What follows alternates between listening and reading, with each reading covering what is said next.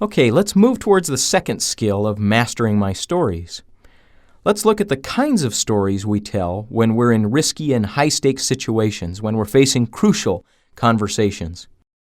It's no coincidence that these conversations tend to evoke, very typically, fear, anger, resentment, or other kinds of strong emotions. The reason those emotions so consistently accompany crucial conversations is because we have habitual stories that we tell in those circumstances. To introduce these three what we'll call clever stories, let me get a little bit personal. When we're facing crucial conversations, we tend to do so with silence or violence.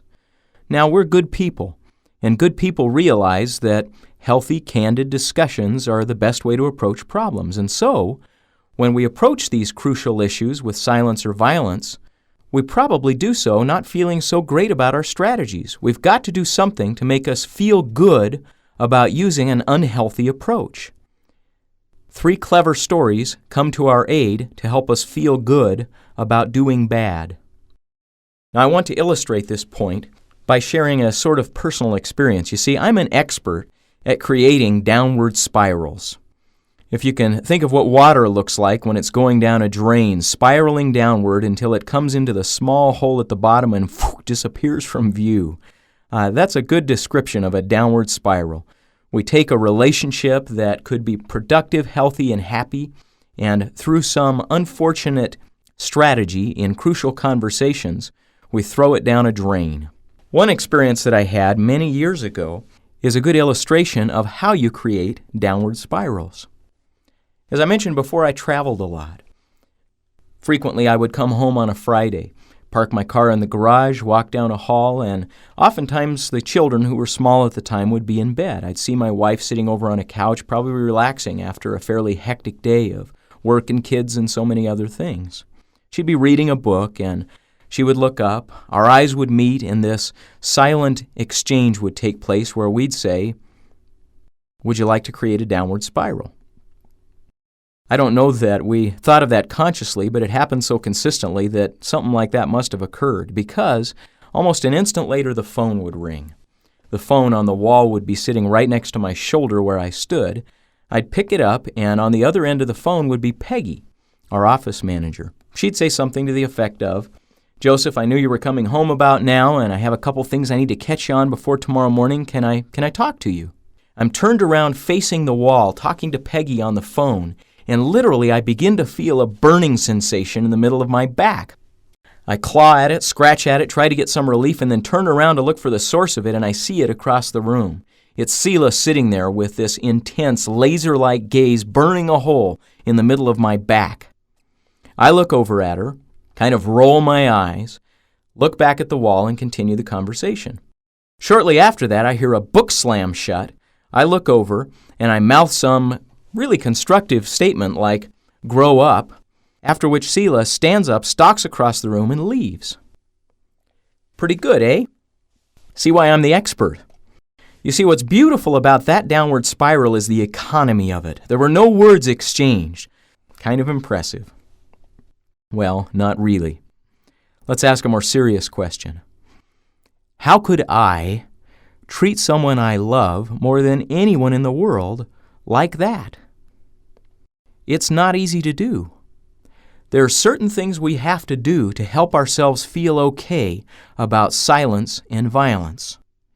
Most people would agree that silence and violence are not going to produce good results. So do I. So how could I feel okay about being punishing and then cold to the person I care most about? Here's how.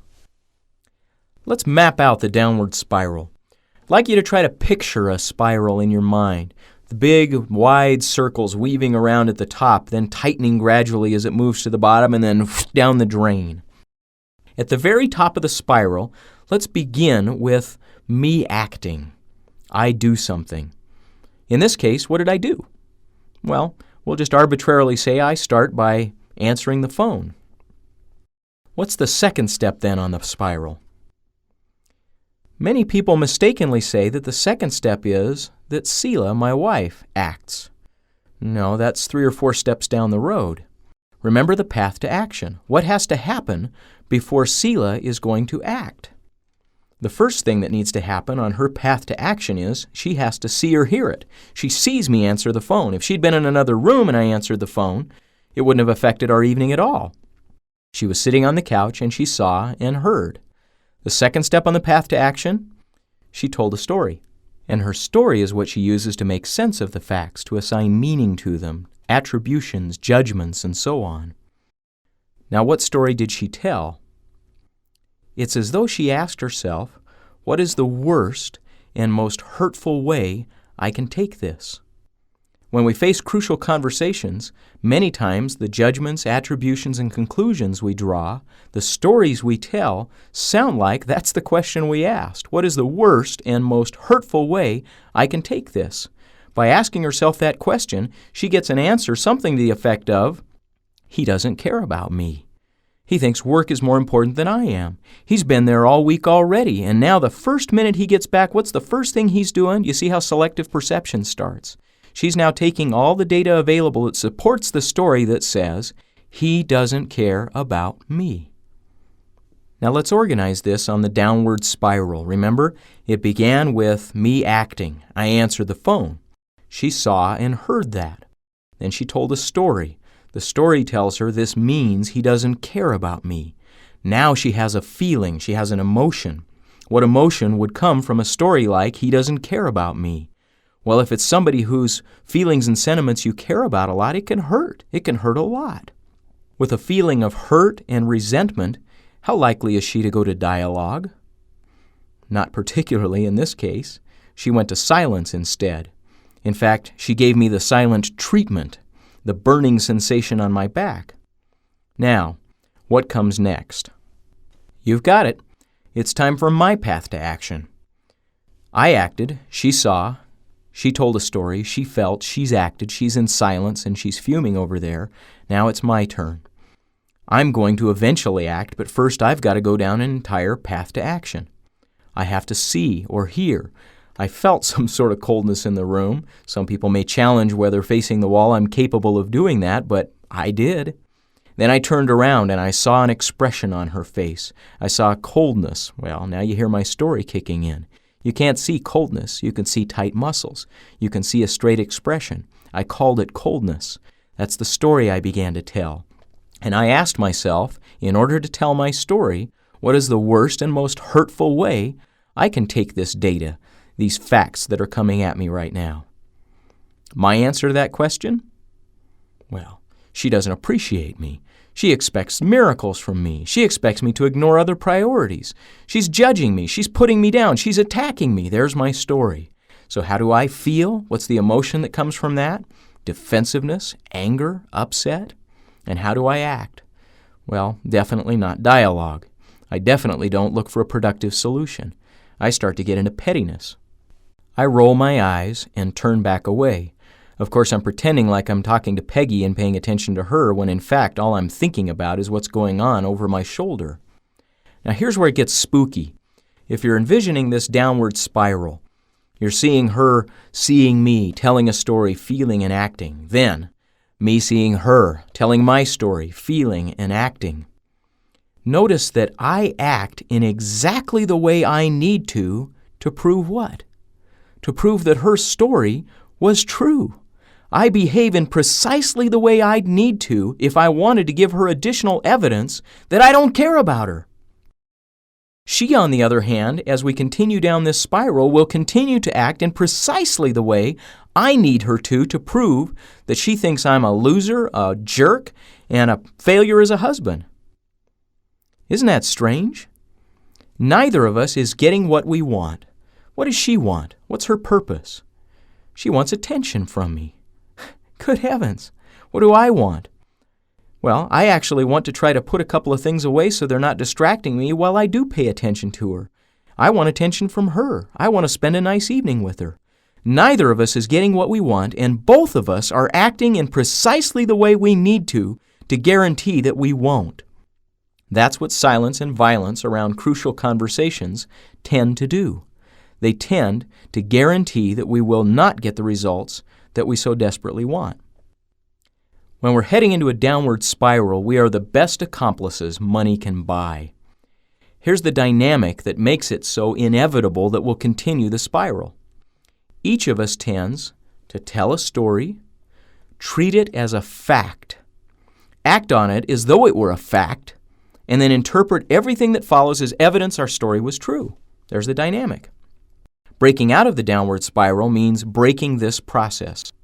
We break a downward spiral by first applying the first skill of mastering my stories. The first skill, remember, is to separate facts from stories.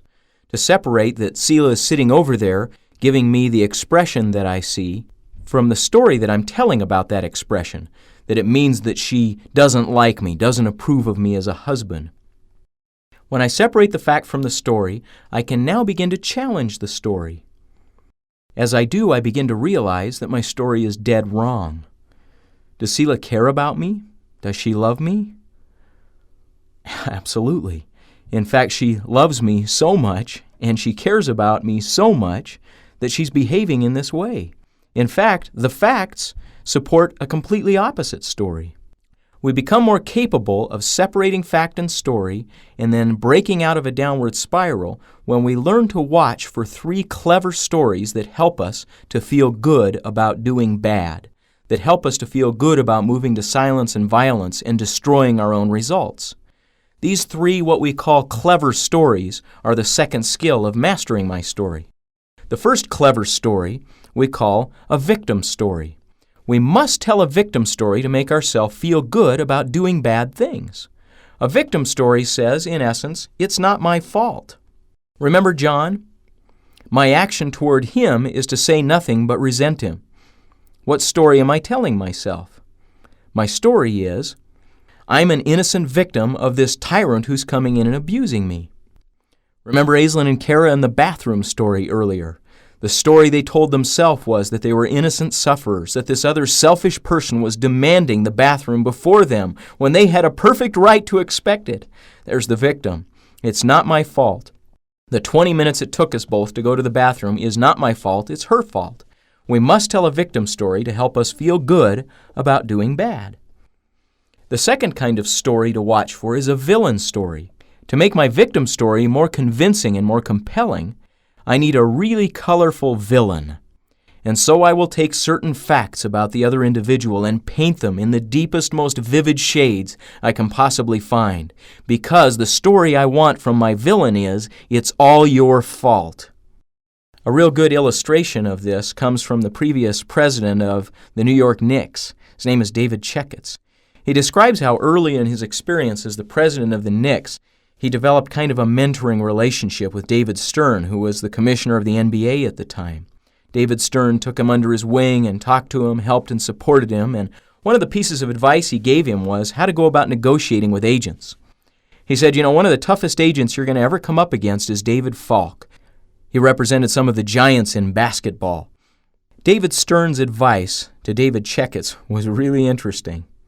He said, "Now, I'm a Jew, and you're a Christian, but I understand a little bit about your beliefs, and so I'm going to use one of them to help illustrate to you how you should go about dealing with David Falk." He said, David Falk is Satan. Once you understand that, everything else comes easy. A villain story takes certain elements, certain aspects of another individual and blows them out of proportion, even adds a few when it's fun. We worked with a CEO once who 2 years before had put his company through a major reorganization. He had gotten criticism the entire 2 years from VPs and many others throughout the organization for that reorg. He had been completely immune to feedback about problems, major challenges that people faced as a consequence of the reorganization. And the reason he was so unwilling to listen to that feedback was the story he told himself about those who gave him the feedback. The story was, it's a bunch of whiny vice presidents who lost their empires and want to try to get them back. Convenient story, isn't it? I now don't need to listen to you because you're a villain. I don't need to be influenced by you because you're power hungry. Villain stories make it easy for us to do bad things to human beings and feel okay about it. So the 2 types of stories we need to learn to watch for as we separate our facts from our stories are first a victim story, one that says it's not my fault. It emphasizes my virtues. It ignores my vices. The second is a villain story that does the reverse. It emphasizes all your vices and ignores all of your virtues. The third, and the clincher here, is the helpless story. This is a story that says, I have no alternatives besides silence and violence. I'm powerless. There's nothing else I could do. If you've got a good enough villain, it's pretty easy to get to a helpless story. Think of John again. Who in the world could give him feedback? He enjoys doing this. He's punishing. He's a jerk. How could I influence an evil person like that? I immediately become helpless when I'm dealing with a villain. When I'm a victim and I'm powerless and it's not my fault, I feel no responsibility to take action. And so, again, I'm helpless. I have now justified silence and violence. The tragedy in all this is that I'm actually capable of telling victim, villain, and helpless stories about somebody I love, about my wife. Divorce so often has victim, villain, and helpless stories at the root of it.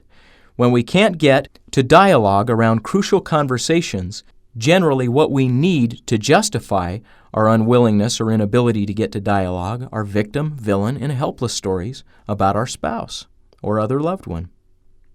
A tragic and contemporary illustration of this point comes in the Balkans.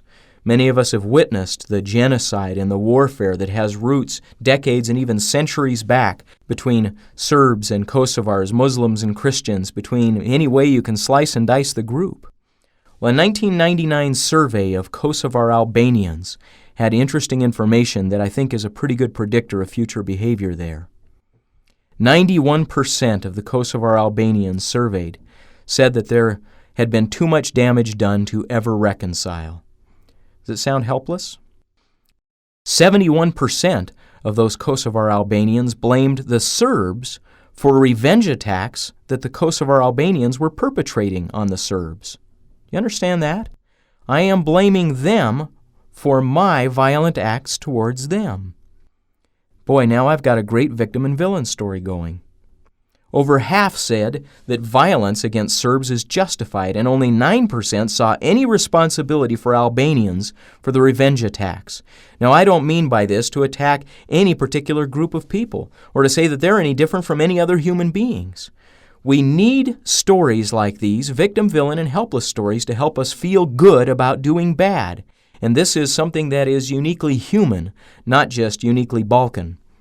So our three clever stories, the victim story, the villain story, and the helpless story, serve a purpose. Their purpose is to make us feel good about not getting to dialogue. In essence, they cause us to think that results are the same as no results plus a clever story. We have two options when we're finding ourselves in silence or violence around crucial issues. We can either focus on producing results or on generating clever stories. Results do not equal no results plus a clever story. The challenge is to separate fact from story, to notice when we're telling victim, villain, and helpless stories, and then finally to tell the rest of the story, to challenge our story, to laugh at it, to change it, to deconstruct it, to joke about it. What story should I tell? Well, it depends on what you really want. Do you want results, or do you want self-justification? A useful story, different than a clever story, leads you to act in a way that gets you what you really want. Clever stories tend to be true, but partial. They leave out important things. It's not that John wasn't obnoxious. It's that we assigned motive to his obnoxiousness. We left out positive facts. We left out our role. Our challenge is to notice the victim, villain, and helpless story and then tell the rest of the story.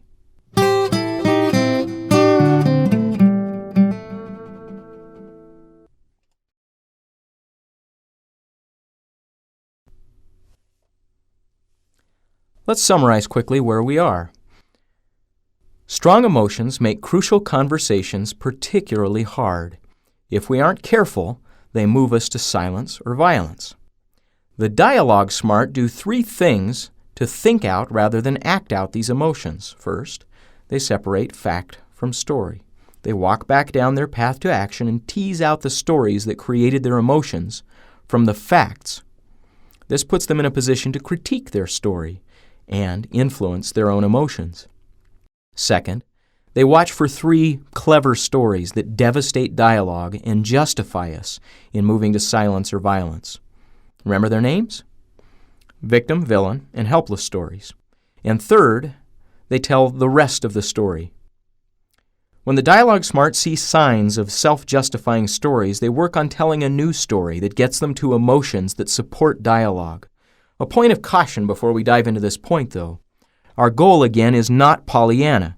We are not trying to pretend that others don't have flaws or shouldn't be confronted. In fact, our goal is to get to a healthy confrontation, if you want to call it that, dialogue. We aren't letting others off the hook for their misbehavior. We're just trying to make sure our response is proportional and effective, that it leads us to results.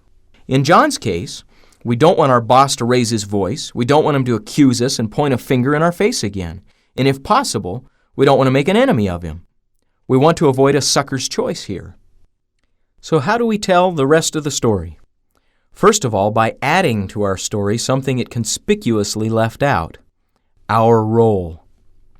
Often we tell clever stories with a specific purpose in mind. The purpose is to draw attention away from our own misbehavior and focus it instead on the misbehavior of others or on tragic circumstances that surround us. And why do we draw attention away from our own role? Well, the sad and painful truth is that many times our upsets begin with our sellouts. We don't tell self-justifying stories until we have something we need to justify. Let me let that soak in. It's a tough one. We don't tend to tell self-justifying stories until we have something we need to justify. In fact, the very evidence that we've done something we feel was wrong is in noticing when we begin to tell the victim, villain, and helpless stories. For example, imagine yourself standing on an elevator. The doors are about to close. You see somebody across the lobby running towards the elevator, almost making it. For a split second there, you have an impulse, you have a thought, you have a feeling that says, hit the door open button. But you don't. Now, an interesting thing begins to happen in your head as those doors close and you begin the journey up the building. You start to tell yourself things about why it was okay that you let the door close. There are other elevators. That person should have been there sooner. You've been standing on the elevator. You waited a long time. You have an important meeting to get to, and on and on and on. The important thing here is, when did you start telling a story about how important you were and how unimportant that person was? It was not until after you sold out. It was not until after you ignored your better judgment about opening the door and treating that individual as a human being. It was not until you didn't do the thing that you felt was the best thing to do in the circumstances. Now, let's revisit Selah and myself. I had an upset. Did my upset start with looking over and seeing an expression on Selah's face? Well, if this point is true, if upsets really start with sellouts, I wonder if there was something earlier that I did or didn't do that contributed. As I think about it, the answer to that is an unequivocal yes. I knew as that phone rang that it was likely to be an interruption and that I should not answer it. We got an answering machine. Cost us $29.95, bought it at Radio Shack. It could have done the job. I knew better. I'd been through this before, and the first thing I should have done is gone in and paid attention to the person that I love most. And I didn't. Now I'm talking on the phone. The second impression comes. I should disengage from the conversation and arrange to talk later, and I don't. I sell out. I ignore it. And now when I look over at Selah and see that expression on her face, her expression is a painful reminder of my sellout, not her misbehavior. My upset started with my sellout. My need to make her a villain and me a victim began with my ignoring an impulse to do something appropriate. When we fail to do what we think is right, we have two choices. First, we can admit it. Second, we can justify it. If we don't do the first, we will do the second. And we have three clever stories that come to our aid when we do. We begin to ignore our faults, exaggerate those of others, and do both of these in ways that make us despair of options for improving our situation. After all, who could deal with a bozo like that person? Now, sellouts are often, usually in fact, not big things. These aren't felonies.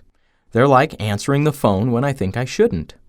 In the moment, I tell myself, after seeing the caller ID, I'll just finish this up quickly and then I won't have to think about it and can pay complete attention to Sela. Remember that justification? See, now I've started on my victim story. I'm actually a good guy for answering this phone. It wasn't until after I ignored my impulse to let the answering machine pick up, though, that I started to need to point out what a good guy I am. Now when Sela starts reacting, I'm ready to start on my villain story, about her. Voila! I've got a terrible evening with Sela, and it's not my fault. Sellouts typically are little things like this, at least at the top of the downward spiral. When we start cranking and the villain looks more villainous and I'm feeling more like a victim, I can actually do bigger and even worse things. I can roll my eyes at her. I can tell her to grow up. I can do all sorts of things that, in retrospect, I'm ashamed of and feel good about them in the moment. You see how that works? Think about sellouts. For example, you feel you should help someone, but don't. You feel you should apologize, but put it off. You feel you should stay late to finish up on a commitment, but go home instead. You say yes when you know you should say no, and then hope no one follows up to see if you keep your commitment. You feel you should talk to someone about concerns you have with them, but don't. You do less than your share to help your team and feel you should acknowledge it, but say nothing because you know no one else will bring it up either. You feel you should listen respectfully to feedback, but become defensive instead. Perhaps you see big problems with a plan someone presents and feel you should speak up, but don't. You fail to provide promised support to a direct report and say nothing, knowing you won't be confronted. You fail to complete an assignment on time and feel you should let others know, but don't. Or, you know you have information a coworker could use, but keep it to yourself. Little choices like these, little sellouts like these, we can either admit or justify. And to justify, we begin to tell victim, villain, and helpless stories that create emotions that help us feel okay about moving to silence or violence. So what's the third skill for mastering my story? Well, we call it tell the rest of the story. It means admitting my role. I'd like to suggest 3 powerful questions that help us to tell a new story. When we really focus on these questions, really let them sit with us, then our story begins to acquire more breadth, more depth, more truth. The first question turns me from victim into actor. In essence, it asks me to admit my sellout. The question is, what am I pretending not to know about my role in these circumstances? The second turns others from villains into humans. It admits to possible good motives others might have. This one, again, we really have to force ourselves to answer. The question is, why would a reasonable and decent person do this? Why would a reasonable and decent person raise their voice and point a pencil at me, or sit across the room and give me an icy stare? Why? If I force myself to come up with answers to that question, my story softens. They become less villain and more human. The third turns me from helpless into able. It commits me to productive action. This third is a profound point. The instant I make a commitment to healthy action, to corrective action, my upset disappears. As soon as I acknowledge my role, turn others from villains into humans, and commit myself to some action that will lead me toward what I really want, my upset and angry feelings literally disappear. The question here is, what is the right thing to do right now to move toward what I really want? 3 powerful questions for telling the rest of the story. What am I pretending not to know about my role? Why would a reasonable, rational, and decent person do this? And what is the right thing to do right now to move toward what I really want? Let's see how this works with Sela and me. First of all, a little testimonial. I'm not sharing skills with you here that I think are for the people out there. These are skills that I use with me. I attribute 14 years to date, it's knock on wood here somewhere, of very happy marriage to the fact that I have worked vigorously, as has Sela, on influencing our own emotions around crucial and difficult to discuss issues. So here we are, me standing in the living room and her over in the family room, what am I pretending not to know about my role? Well, the truth is, I knew I shouldn't have answered the phone before spending time with Selah. You see how if I say that in the moment, in the instance, that it will begin to influence my emotions? Why would a reasonable and decent person do what Selah is doing right now? Well, the truth is that Selah just wants me to show her I love her. Do you see how that softens my emotions? And third, what results do I really want? And what is the right thing to do right now to move toward them? Well, what I really want is for us to have a nice evening together. The right thing for me to do right now is to break off the conversation with Peggy and apologize to Selah. The instant I commit to that healthy action, my upset begins to soften, even disappear, and I find a way back to dialogue. Now let's apply it to John. This will take a little bit of imagination on our part since neither you nor I works for John, but let's play with it for a minute. First, what am I pretending not to know about my role? Let's say, for example, that the truth is that I set John up to look bad in a meeting. I should have notified him about important information that I fed to his boss and didn't. Why would a reasonable and decent person do what John is doing? Well, the truth here is that John was embarrassed. He's handling it poorly, but I can understand why he's ticked. Third, what result do I really want, and what's the right thing to do to move me in that direction? Well, what I really want is a good working relationship with John. The right thing to do is to apologize. And if he develops a pattern of talking to me like this about problems, I'll discuss that with him then. Remember, our goal was to get to dialogue. We started out with upset emotions. We've separated fact from story. We've watched for 3 clever stories, and when we see them, we've asked ourselves, what's the rest of the story? And when we have, we didn't necessarily get the most accurate story, but we got an incredibly useful one that created emotions within us that made it possible for us to move from silence or violence to dialogue.